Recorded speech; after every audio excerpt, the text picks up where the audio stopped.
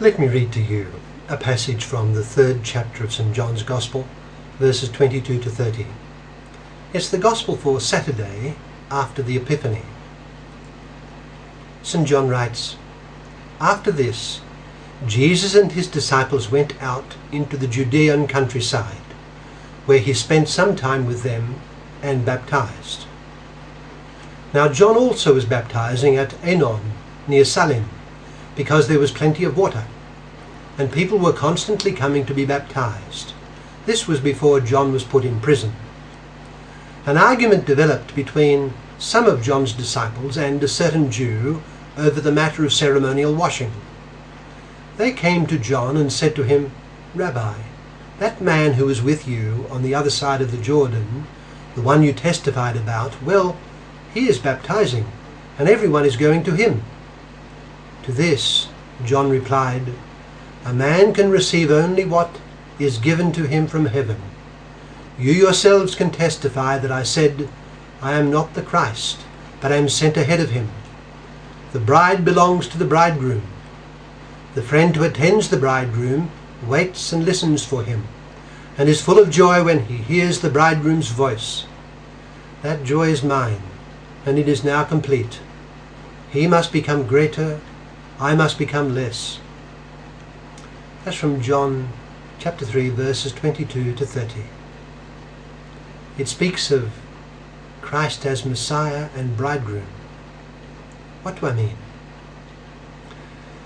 Well, the octave of the Epiphany, the immediate aftermath of the Feast of the Epiphany, celebrates the manifestation of Jesus Christ, commencing in his infancy, but taken up again with the start of his public ministry.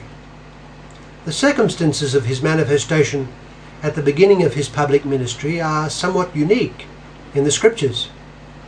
What do I mean? Well, we have a great prophet declaring the presence among the people of a much greater prophet, and then identifying him. There are many prophets whose teachings are included in the Hebrew Scriptures. The patriarch Abraham may be regarded as a prophet perhaps, and there is Moses, Samuel, Elijah, Elisha, Isaiah, Jeremiah, Ezekiel, and several so-called minor prophets. Generally they stand in isolation from one another, with the exception of Elijah and Elisha, his disciple and successor. Elijah ends his prophetic course and is taken from the scene, and with his mantle Elisha succeeds him. We could say that this is the nearest parallel in the past to the connection between John the Baptist and Jesus Christ. In John and Jesus we have two great prophets, acknowledged as such by the people, and deeply connected with one another, as were Elijah and Elisha. Even though Elisha received a double portion of the spirit of Elijah, he did not eclipse Elijah. Indeed, Elijah may be said to have remained the iconic instance of the prophetic tradition. It was he who, with Moses, appeared without Od at the Transfiguration. But John the Baptist pointed to Jesus Christ as the one who would certainly and entirely eclipse him in prophetic importance. John was counted as a great prophet by the people, and this was confirmed even the more by Jesus Christ, who said of him that a greater than he had not been born of woman. But John said that he himself was not worthy so much as to untie the sandal straps of Jesus Christ. As we read in our gospel passage today, John said that he must become greater, I must become less. Indeed, John's entire ministry was ultimately oriented towards preparing the people to receive Jesus of Nazareth worthily, for he was the Messiah. There is no circumstance quite like this in the prophetic tradition of God's chosen people. John was himself a manifestation, an epiphany we might say, but the whole point of his being manifested as a prophet for the people was that Jesus of Nazareth might be manifested the more. In our gospel passage today, John says several things. Firstly, he acknowledges himself to have received a prophetic mission from above. As we heard him say, a man can receive only what is given him from heaven. He never claimed, despite all that was reputed of him, to be the Messiah. Indeed, he specifically denied that he was. You yourselves can testify that I said, I am not the Christ, but I am sent ahead of him. His mission was to go ahead of the Messiah.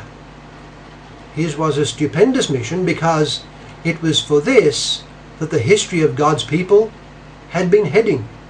It was to the Messiah that so much of the law, the prophets and the Psalms alluded, as our Lord himself would repeatedly state.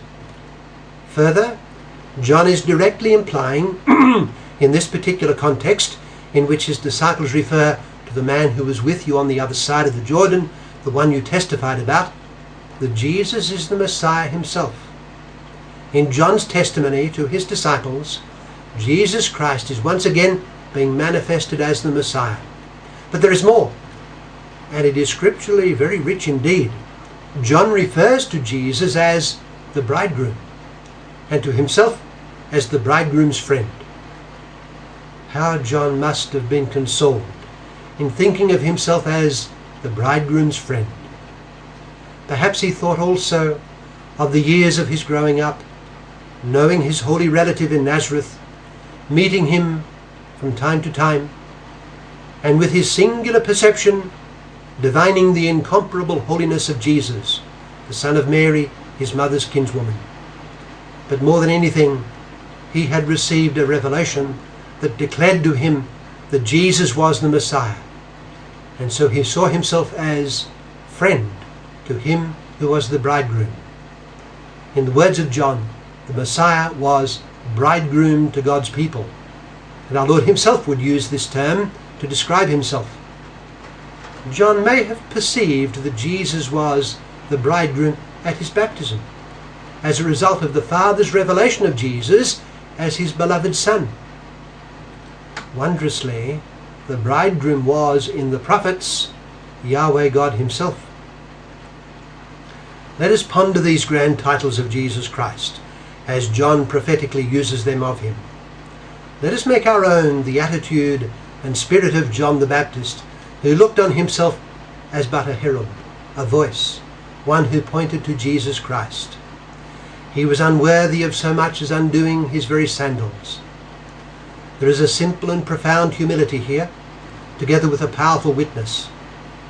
Let us strive to be like that in our everyday lives, filling up our days with an authentic witness to Jesus Christ, the Messiah and the bridegroom of God's people.